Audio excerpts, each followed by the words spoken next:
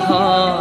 آمد بینال ای بلبلی شیرین نفس ور پای بندی همچو من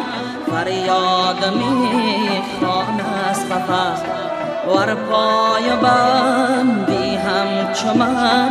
فریاد میخوان از قفس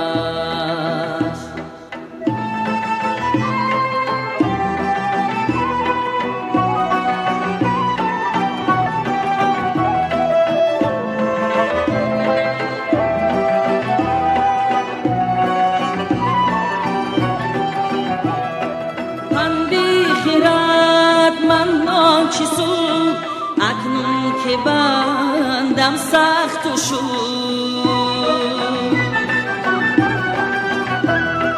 گر جستم این بار از قفس بیدار با شمزین پس با هر کی بینشینم دمی که از یاد او غافل شوم چون صبح به خورشیدم است دل بر نمی آید نفس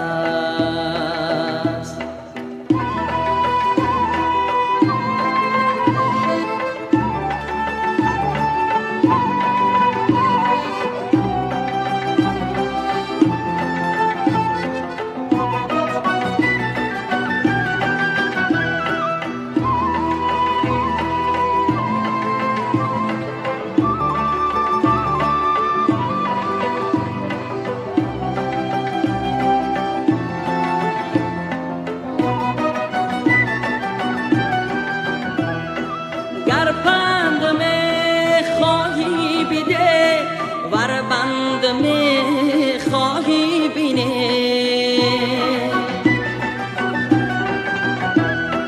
دیوان سر خواهد نهد بانگه نهد اثر هست فریاد سعدی در جهان افکنده آرامی جان چندین بفریاد آوری باری بفریادش بیرست بوی بهار آمد بینال ای بلبلی شیرین نفس ور پای بندی همچو من فریاد میخوان از قفس ور پای بندی همچو من فریاد می